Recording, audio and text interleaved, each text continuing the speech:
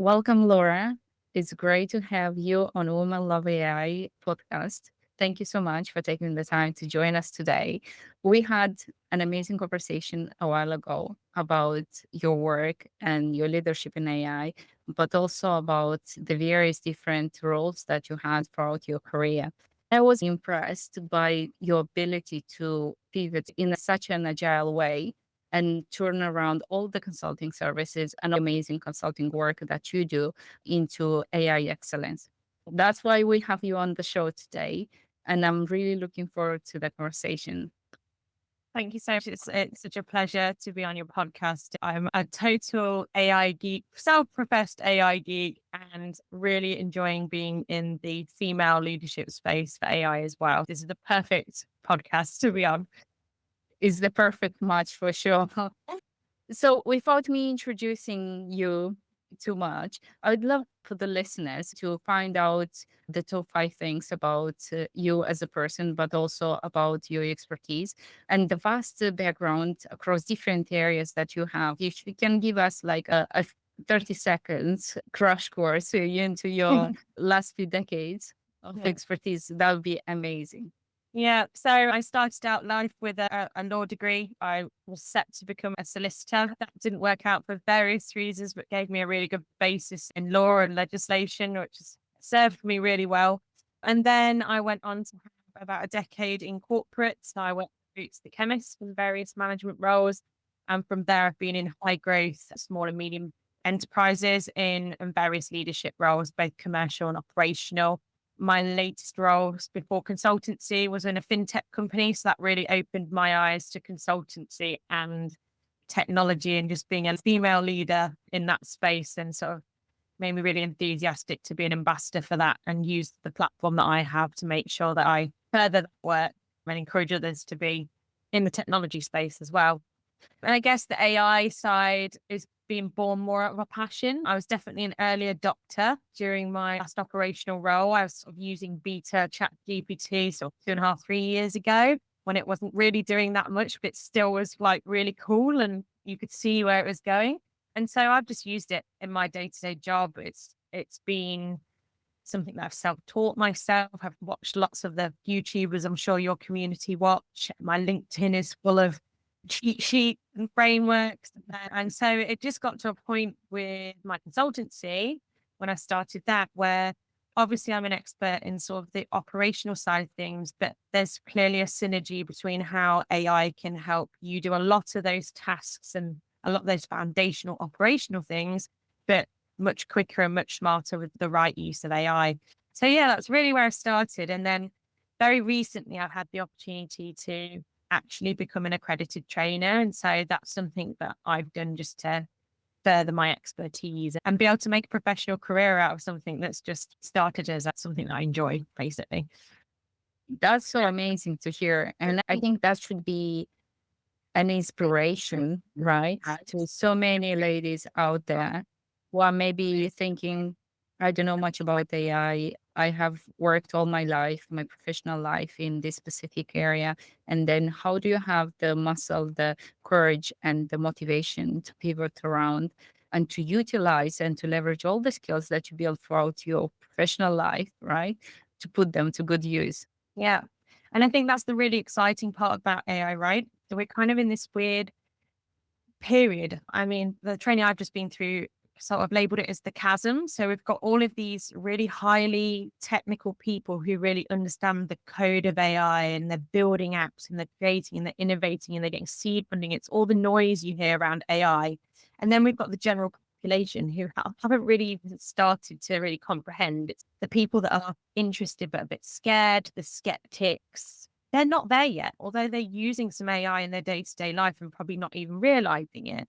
So we've got this really unique opportunity right now in this sort of chasm where if you're an expert in something, how do you learn enough about AI to make your speciality enhanced by AI? And that's really the tack that I've taken. I'm an expert in operations and commercial management. How do I use AI to just further that knowledge and power to help my clients? And I think there's such a huge opportunity for anyone who is an expert to sort of take that mindset because we all know to use AI really well, we need to know what AI is producing for us and whether it's true, it's accurate, it's actually the right thing. And so those experts are going to know that. And so that application to their expert field is going to be even more powerful because they're an expert in there. So I almost feel like, yes, AI is a massive topic and he can be a real expert and a technical expert, but it's actually about how to apply that knowledge and those tools in a way that it just enhances what you already do. That's so true. And I think that's very much in line with making sure that AI doesn't make you redundant. It actually amplifies, activates all the amazing skills and expertise that you have. And you've done such an amazing job at that, right? Tell us a little bit more from what you see at Ascend, your consulting company, but also as a strategist in the ecosystem. What do you see the biggest differences between companies who are really taking off, like succeeding with AI, and companies that are lagging behind? What's the success factors and what's the primary difference there? Yeah, I think first and foremost, it's having an open mind and being sort of that growth and innovation mindset. So I think the companies that are doing really well at the mindset of they're excited by AI, they understand it's something they need to start working on, and they're almost there, that early adopter mindset in that situation. I think the opposite to that, or the middle of that, is the majority of people out there who they're hearing about it. It feels kind of scary. It feels so vast. They're hearing a lot of the terminology that flies around us because most of the space that is being talked about at the moment is the AI technical experts that are building apps, etc. They're programmers and they get scared by that. And they think, "Oh, I'm just a small business that's doing whatever it is, mortgage advice.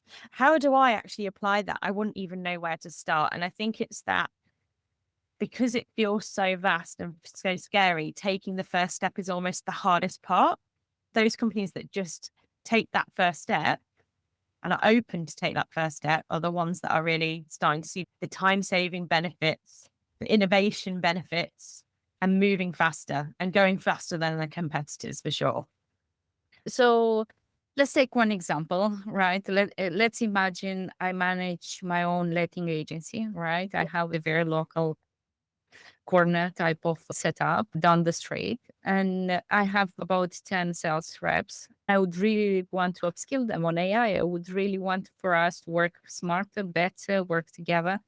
How would you suggest I approach AI in a way that is not overwhelming for me as the founder, but also in a way that is maybe structured, in a way that I can have a community around it. I can have a structured way of learning, but also utilize everything that's adequate and tailored for the size of my business. Yeah, absolutely. I think that's my core client. It's talking about AI in a non-technical way, and that's 100% achievable. I am the least likely person to be training AI in terms of my technical background. I think it is just about that. It's about accessibility. It's about learning those core basics. So what even are we talking about when we talk about AI when it comes to your business? And really, most of the time, we're talking on a very basic level about generative AI tools and the tools out there that have AI built into them to facilitate something you're already doing.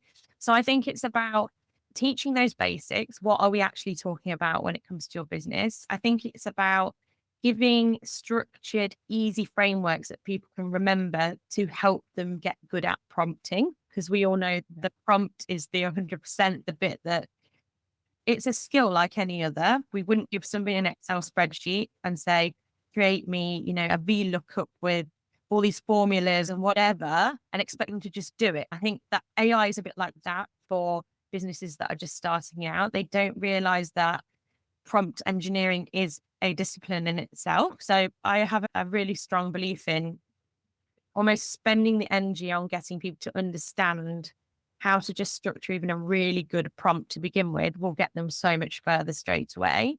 And I think once you've got some of those core foundations in, it's about really getting them to think strategically about their business. The thing I always do is think of the 10 things this week that have taken you too long or just frustrate you and you hate doing them. And let's make some business cases of how potentially AI could solve them or at least automate some of it for you. And once we've got that strategy, I think actually walking that business through what that looks like, getting them to practice using examples really helps them understand. And it's what I love about my job is when those small businesses get those wow moments.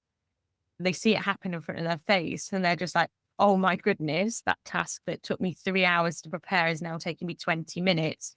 Oh, wow. And there's no reason why every single business couldn't have more of those wow moments with the right training. That sounds like nirvana for most of the small businesses, I bet. What would you say is the importance of a good process or a process that's tailored to the business, and how processes are playing in the AI wave and AI innovation to driving the business forward?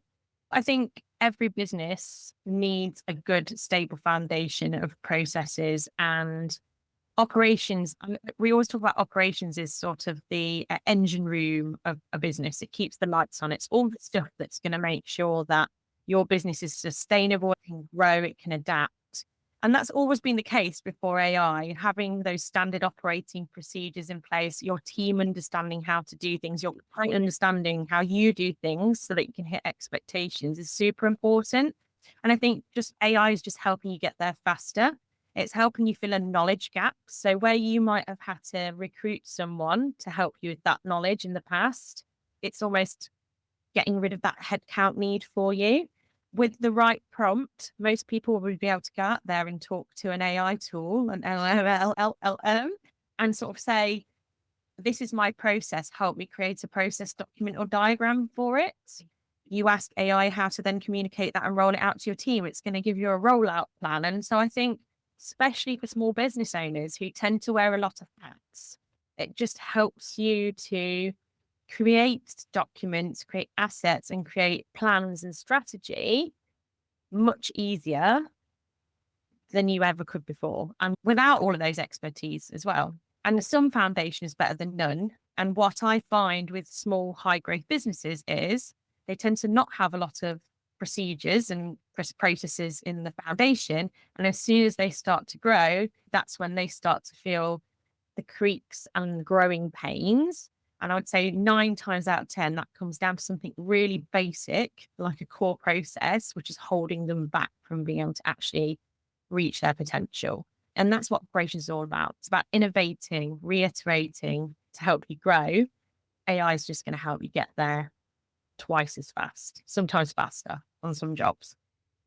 Absolutely, 100%. The process is as important as the strategy, right? Especially in the age of AI. So, Laura, now we're going to go into, I don't know why I'm echoing. Can you hear me echoing? No, I don't. Shut down this laptop play with. See if it's better. Don't know. I hope it's not going to carry over. Now we're going to go into a few short, fast question Q&A. Yeah. Where I would love to find out as much as possible from you. And we'll start with, what's your favorite part of AI? How it can take all of your garbled thoughts and just make them beautiful and neat and succinct and give you clarity. Amazing. What's your favorite AI tool? I love GPT. I would say GPT. It does everything. Chat GPT. There's too many to name, but if I had to pick one, gun to head, I would say that one. What's your favorite AI use case to solve for or to work on with your customers? I think anything that helps in sales is always really impressive. I think we waste so much time. Proposals, customer emails, customer feedback. I think anything sales is a great use case. What's your favorite book or resource or go-to websites to learn about AI? Where do you go to upskill yourself? Oh, wow. There's so many YouTube channels that I can't even name them. Yeah, a whole bunch. But I think, yeah, YouTube, just anything where you can keep up to date with trends on YouTube. And also just if you're trying to build something with a new app that's just been launched, there's so many really useful step-by-step guides on there. That's really helped me self-teach. And maybe one last question. What excites you the most about AI? And if you look at your company and your services and your advisory in the future, what's something you look forward to and you cannot wait for it to happen? It's the unlimited innovation potential that really excites me. So I love the idea of the fact that as we all get better at using AI, what would we be able to innovate that was never a possibility yesterday? And I feel like lots of people talk about AI in sort of a scaremongering, they're going to take over, the robots are going to get us sort of way. I actually think there's a huge possibility that we could solve some major global issues with innovation that gets born out of AI. And that's what excites me the most. Like, how can we solve some of these big problems in the world? I With love. me and normal people that can just use AI to help them do it. That idea taken further. Think big and democratize it to the masses, to Absolutely. everyone. Absolutely. I think that limited mindset of I don't have the experience or I don't have the knowledge, AI unlocks all that for lots of people. That's huge. Everything they're doing, sort of medicine and all that sort of innovation, it's definitely going to change our lives. And there's bound to be positive and negatives. Hopefully, we can do some great stuff as a human race for each other with it. Looking forward to living longer with. Yeah, maybe having a simpler, more enjoyable life as well, where we don't have to work as many hours in the day and we actually get to enjoy our life that we only have one of. It's Thank you so much, Laura. This was such an absolute pleasure. Absolutely love having you on the show. And thank you so much for taking the time. Where people can find you online, please do share. And I'm also going to add the links below the podcast. I'd love to connect with anyone who loves to talk about AI because I can do it all day long. So thank you so much for having me. Really pleasure to be on. Thank you. And we'll add the links to your company and to your LinkedIn profile under the podcast so people can connect and find you. That would be great. Thank you. Awesome. Thank you so much.